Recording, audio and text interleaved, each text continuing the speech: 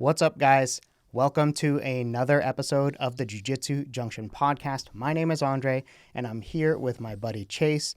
And the central topic for today's video is why we get so emotional after training Jiu Jitsu. I feel like I want to cry sometimes. Yes. Yeah, it's definitely normal to feel very emotional after any kind of, major stress response, right? Yeah, and I can't tell if it's crying because I'm happy or crying because I'm like sad or it could be either one. I guess it just depends on how your training day went, right? But yes. I think that if you clicked on here probably because sad because you're feeling emotional, you're either frustrated, angry, or sad, right? Yeah, for sure. So those because most of the time people are clicking for, well, I want to fix my problem, and crying because you're happy doesn't feel like a problem, right? Yeah. So I've definitely been in the boat of driving home in complete silence, pondering my life. And this happens a lot when it's like... That's good, though. That's a good thing. You should do that. You should ponder your life all the time. With a positive slant when it's possible. I'm talking about just like shocked, like looking onto the road, like only your nervous system is driving. What's Full Metal Jacket, maybe? Is that the movie right before... Full Metal Jacket's a military movie, right? And the drill sergeant picks out a guy that he just rims the whole time, and the look on his face the whole time, and he's just like, that's exactly what. And he's just completely dead to the world, and yes, sir, and you're just like, yes. I'll send you a video of that. Yeah, Gomer Pyle.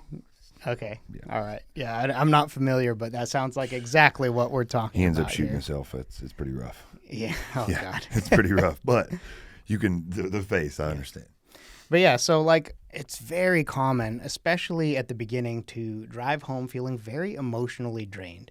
And a lot of it has to do with your body's response to all of the stress. And people react different ways, but I think most of us have this reaction at least some of the time, right? So there's numerous posts and threads and memes about the sad drive home after jiu-jitsu. And it's just interesting because a lot of the times we go to an open mat or something that's a very strenuous class, and we're at the highest high. We're in the zone. We're really we're pushing ourselves, right?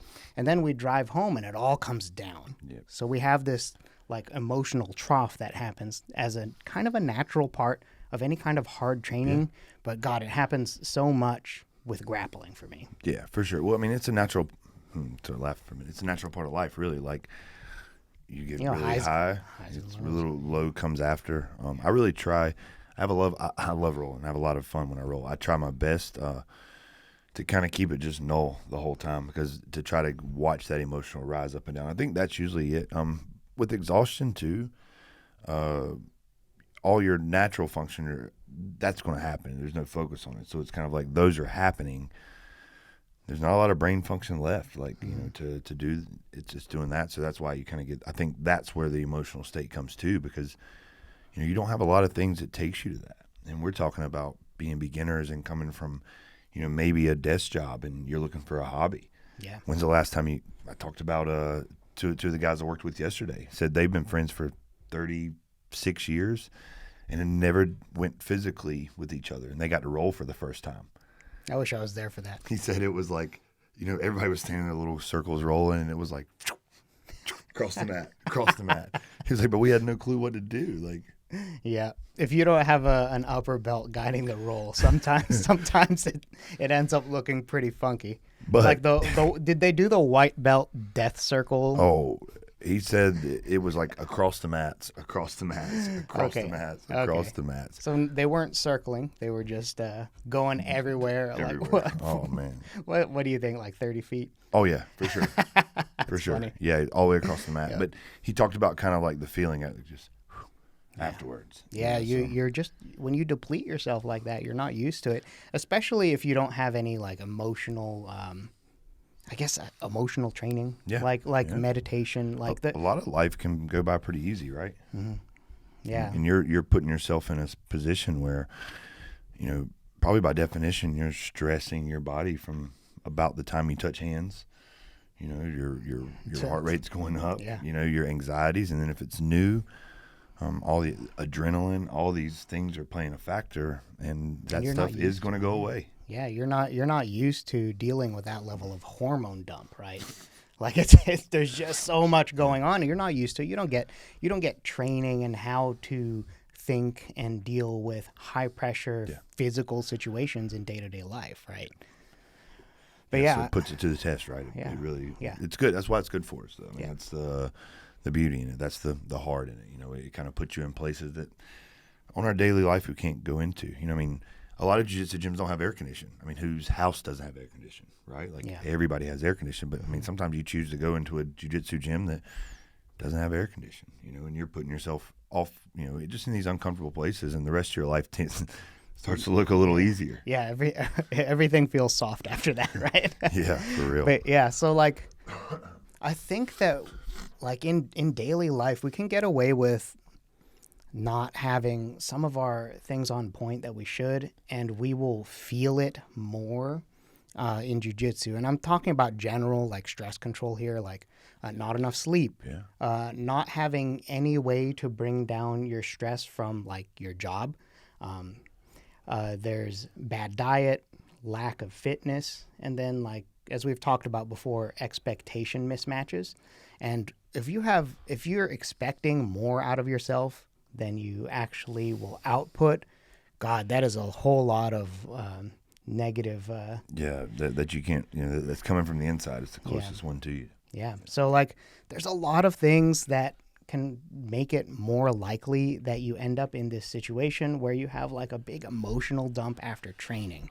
And fixing any one of those things will show a pretty good effect in making the emotional drain after jiu-jitsu be more, you know, in control, right? Like after fixing my sleep, God, everything changed as far as the emotional. Like most of the time for me personally now, when I'm driving home from jiu-jitsu and it's an open mat or something that was really hard, right? I'm driving home and I'm feeling this way. It's usually because I got less than 7 hours of sleep. Like that's usually what it is. Like, because when I feel all of the strong emotions that go along with the after training hormone dump, if it's like out of control or I don't like snap out of it in a few minutes, probably means I need to look at something else in my life that has to do with the recovery process, both mentally and physically.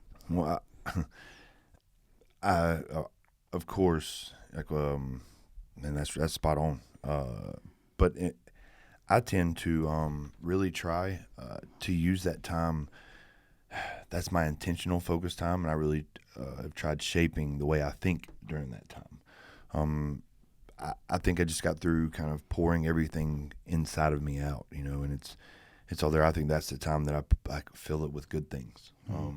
So I've really tried to use that time as like, man, I just worked my butt off. I just, you know, worked really, even if it was just a jiu-jitsu class for the day, you know, I put myself kind of in those uncomfortable positions, and now I make the change. Like that's where the change happens in my head. So I really try to use that time and control those emotions, like and really get a grasp on what I'm feeling. I think that's, you know, the spiritual way to look at jiu-jitsu.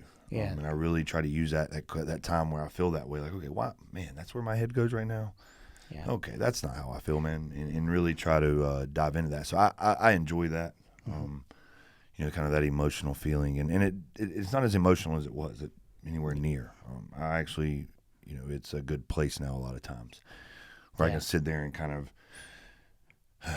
and just let everything go.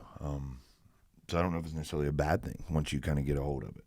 Yeah, definitely. There's experiencing emotions gives you a pretty good clue into what's going on with you internally, right? And it's something that people sleep on. Like, people don't look for reasons to feel positive about their negative emotions, right? and like you talked about, like, you know, emptying and then filling up with the right kind of thing, right? You can find so much clarity when you empty out your cup, because you're breaking down all of these like mental barriers that we kind of train into ourselves over our entire lives. And when you break that all down, you get to kind of choose at least a path in the short term and like kind of have things you can find more clarity, right? So it's not all bad things, right? Yeah. For sure. Yeah. For sure. So, all right, let's look at why jiu-jitsu really triggers this response. So, one, it's a combat sport, Yeah. right? How many fights have you been in? Let me ask this question. You've done jiu-jitsu for how long? 5-ish years. Did you do any other martial arts growing up?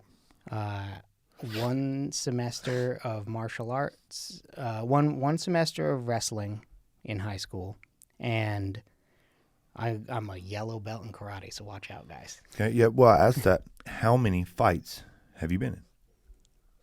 Maybe 1 that wasn't something that I instigated. Yeah. So we don't really, you don't really get those physical probably the majority of people, watching. You don't get. If you ask me how many fights, I'd be like, oh gosh. But I would say 1 outside of competition. Yeah. So you're putting yourself in something that doesn't. Now maybe 50 years ago, maybe there were more fist fights. Maybe 60, 70 years ago, there were more fist fights. Yeah. But and there are places and people, that fist fight all the time. I get it, but most people don't have fist fights. Usually, 1 fist fight is enough for anybody to change their whole. Yeah, opt out. Yeah. So you're putting yourself directly into the hardest combat that you've done. Mm-hmm. The closest thing to a fight next to getting punched. Yeah, for sure. So it's going to bring out, that. Yeah, and aside from not having stress inoculation to the situation, like it feels initially, especially, it feels like they're going to break you, right? And you have to just trust this person, especially at the very beginning, who's a stranger, to not snap your shit. Of course there's going to be that part. I also think that a major component of jiu-jitsu causing that stress response is that most of us lack fitness and lack a proper diet. That's like a pretty well-documented thing. Most people are out of shape. I'm not in the best shape myself, right? So, brain health, right? Yeah. Brain health. And that's, you got to eat foods for your brain. You got to eat foods for your body to function properly.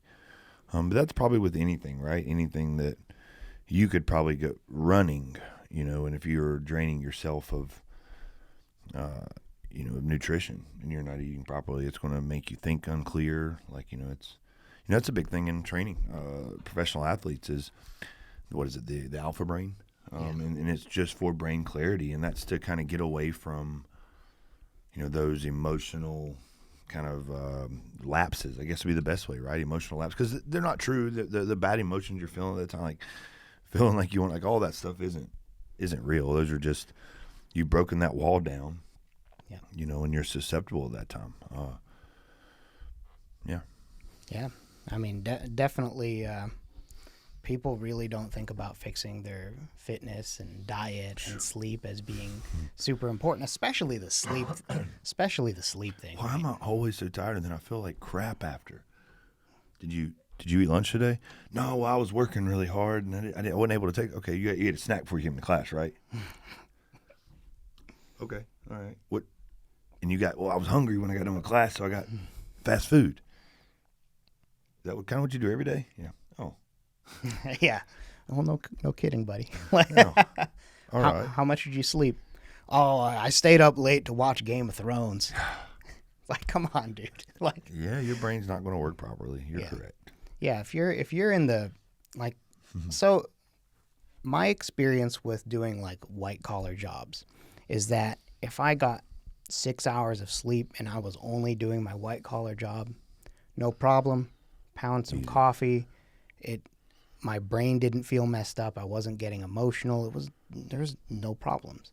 But when I started adding the huge physical stress of doing jiu-jitsu and or weight training, 6 hours wasn't enough anymore. I feel optimal at 7.5, 8 hours, right? And everyone's going to be a little bit different, but don't pretend that you're like the top 1% and think that I'll make it work on 6 hours.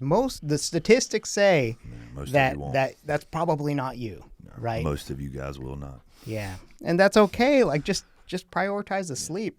Like I'm still fascinated by the statistic that if you get one more hour of sleep that brings you closer to your actual required sleep total, it's worth $70,000 a year in terms of happiness. That's a lot easier than making an extra 70,000. Yeah. So like, get your sleep. Yeah, that's rough. Right. So we already went through sleep more. Prioritize it. Clean up your diet at least a little bit, especially around training. Yeah. I'm not expecting you to just be like, okay, now I am a health guru. I eat nothing but the most healthy things. No, just clean it up around class, like before and after. Timing is everything. I think in nutrition, there's a million different nutrition fads. They all work, but they're all outlined around like timing, and that's really the key. It's nutritional timing. So timing. Just something good before, something fulfilling after. That isn't like your post practice shouldn't be a bad meal. I understand. I mean, even if you have to find some kind of nutritional shake and stuff to drink on your way home so that you don't, that's probably your most convenient way, right? Yeah. Is to find you a good nutritional shake that'll fill that spot. But you need to put that stuff in your body as soon as you're done training. You have a 45-minute window to kind of, that's your goal, is to get your nutrition in the first 45 minutes, at least the minimum. Yeah. You find you a basic shake that's got a little bit of calories in it to kind of put stuff back in your body. Mm-hmm. Some green, there's a lot out there. Yeah, I mean, you need something. Yeah, we're not going to go super specific into it, but like general rule, little bit of carbs beforehand, a little bit more carbs, and this is for after training. Probably you can have. I think that you can have a little bit of junky carbs. There's actually like some science that says that if you're going to eat something abjectly bad for you, like drinking a can of Coke or something. Oh, right after. Like right after training, that's when you can have your garbage, right? But you also need to make sure that you're hitting other macronutrients, especially the protein. That's where I've found. I think I don't like that rule. Your first thing after training should be the nutrient-rich something. And then when you get home, you can eat whatever the shit you want. But you need to, like, it doesn't make sense to me. My body needs, if I just depleted it of all this stuff, why I would put a shitty Coke in it first. Because then I'm just like putting sugar water in my tank, and then I'll put good fuel on it later. It doesn't, my body needs it right after training. And my body's going to say, and I don't want it to soak up shitty stuff right after training. We'll do that 2 hours later when I get home and I fix food. But I really think the most important part of recovery is right after that. That's another, here, you could still have your Coke. No. Have your Coke 2 hours later. Once your body, you need that first round needs, I firmly believe it needs to be, that's where you need to have something. That's why, I mean, you can get a shake. You can get a shake that has the stuff, or, a green drink, but you have to put those nutrients in first and then the other stuff. But like, I would hate to fill a spot that's needed with something that's not good right after training. I don't know. I don't like that. Not a fan. Okay. Well, so my personal experience, not a fan. My personal experience is that I'm not saying go smash 6 Krispy Kremes, right?